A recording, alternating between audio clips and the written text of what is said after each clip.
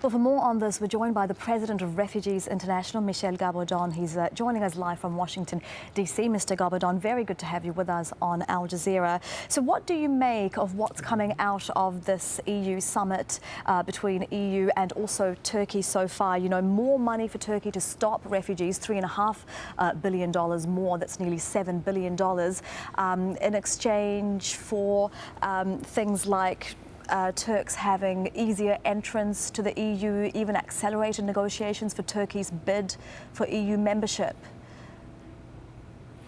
Well, the idea to provide more assistance to Turkey, who has been very generous to refugees until now, is of course a good one, provided these funds would be clearly allocated to make the life of refugees and their host communities in Turkey better, with access to job, better access to education, etc. So the idea to provide more aid to Turkey, absolutely welcome. Some of the language attached to it is more worrisome, as the word stemming the flow, etc., comes much more often than care for the refugees. And what we would like to see not happening is that this appears to be a payment for police work. How equipped would you say Turkey is to deal with the nearly 3 million refugees that it has at the moment in comparison with Europe? Well, it has dealt very well so far. About 250,000 are in camps, and these camps have been run at extremely good standards, uniquely with Turkish funds. And the other refugees, the large majority of them, have been allowed to live in town, in villages, as they could. But as time passed, I mean, their economies have dried up. They do not have access to work, and we are seeing their condition becoming more miserable as time goes. We have an increase in children working, in early marriages, in what we call sex for work, etc. All symptoms of a population that is suffering financially, and we need to strive to give them access to livelihood.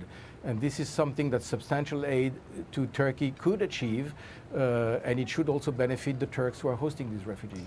For those refugees that have reached Europe, there are, of course, big discrepancies within EU countries as to, you know, who will take refugees, who are considered refugees, how many each country will take. Just how much of a problem is that, and what should be done about it? Do you expect any progress on that front from this summit?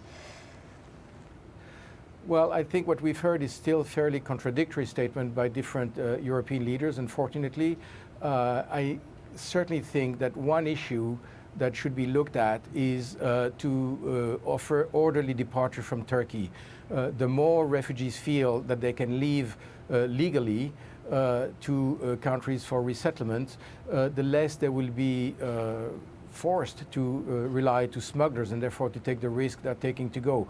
So far we haven't heard many commitments from Europeans to do that, but this is the way to fight smuggling. I mean, you have to fight the smugglers, but you have to fight the cause that leads people to resort to smugglers also, and that is still lacking.